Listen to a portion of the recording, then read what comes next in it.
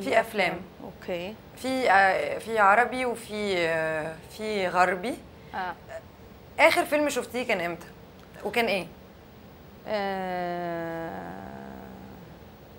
تعالي استني هقول لك. على التلفزيون حتى؟ فكريني. امبارح بالليل مثلا او لا على التلفزيون. كانوا عارضين ايه؟ كانوا عارضين ايه اخر حاجه شفتها؟ طب في السينما عشان نسهلها. في السينما قولي لي الموسم اللي فات. اقول لك الافلام؟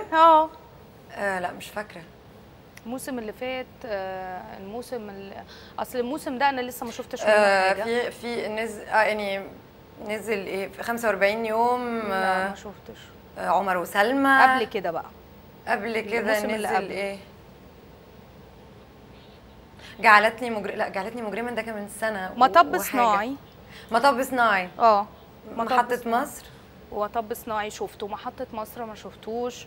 اصل كان التوقيت ده برضو خلي بالك نزل فيه ايظنه، فانا كنت بالعافيه عشان اعرف اشوف فيلم لانه معظم الوقت بلف على السينمات. اوكي. بس انا شفت مطب صناعي وعجبني جدا جدا. احلى فيلم شفتيه عربي؟ يعني عربي او اجنبي؟ عربي او اجنبي.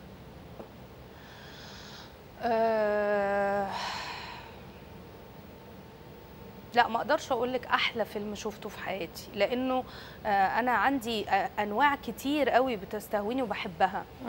اقدر اقول لك الانواع اللي بحبها ايه؟ بحب اللايت رومانتك كوميديز زي بتوع جوليا روبرتس وساندرا بولوك والحاجات دي. بحب الاكشن ساعات، بس ممكن كمان لو داخل فيه كوميدي. هقول لك كان في فيلم اسمه باد بويز كنت بحبه. عارفه انا مايله للحاجات اللايت قوي. قليل جدا لما تلاقيني بحب حاجه من الحاجات التقيله بس لازم تبقى تقيله قوي بقى، يعني عارفه. يعني لازم تبقى متكلفه كده. اوحش فيلم شفتيه؟ يعني هو فيلم عربي عموما اساسا. ما تقوليش الاسم، قولي القصه، او لو عايزه تقولي الاسم قولي. لا ما في، ما يعني ما اقدرش اقول. في كتير يعني. بتشوفي افلام وحشه وبتشوفي افلام حلوه على فكره في الاثنين. يعني حتى ايفن في الانجليش ساعات بيحصل حاجات برضو. طب اوحش فيلم انجليش شفتيه عشان برضو ما نضايقش حد هنا؟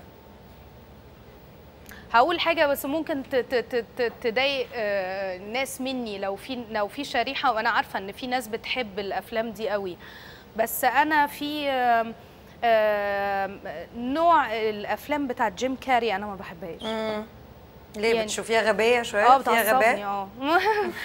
رغم ان انا الفيرجن العربي بتاعه عشقي الاول والاخير، وعلى فكره وبتضايق لما حد يقول انه ده الفيرجن العربي. يعني انا بس عشان هي سايده فانا بقول كده، بس بتضايق. انبسطتي لما عملتي بوحه؟ حسيتي ان دي كوميدي نفسك تعمليها؟ ده نوع نفسك تعمليه؟ انبسطت اني اشتغلت معاه. اشمعنى؟ علشان انا بصله بصه انه انا شايفه ان احنا ده حد احنا في يوم من الايام هنبقى فخورين جدا انه ان سينمتنا كان فيها ممثل زي ده. لانه عنده قدرات. طبعا هو ممثل بجد. ايفن هو شخصيا على فكره ممكن ما يبقاش مستوعب هو قد ايه عنده قدرات بالحجم ده، بس ربنا بجد مديله هبه. مش ممثل عادي. يعني ده انت واحد مديك، ربنا مديك فيزيك كويس جدا جدا. الفيزيكال فيتنس بتاعته رهيبه اساسا، رهيبه. تحكم في كل عضله من عضلات الوش. وتحكم قوي مش سهل. على فكره الممثلين كلهم شويه بشويه كل ما بياخدوا خبره بيتعلموا يبقوا متحكمين في وشهم، بس مش بالمنظر ده. هو موهوب جدا طبعا. خفه دم، هوا. مش ممكن. انا اشتغلت بقى مع الراجل ده اقول لك يعني يا هند مش ممكن، ما فيش حد في الدنيا يقف كده يطلع لك 13 حاجه فجاه. باش جم منين دول؟ انت فاهمه في حاجه بتنزل كده فجاه. انت لو عملتي مع هذا الانسان بروفا 5 مرات او 6 مرات، عنده القدره ان ال6 مرات كل مره يقول لك حاجه اقوى من اللي قبلها وبتاع.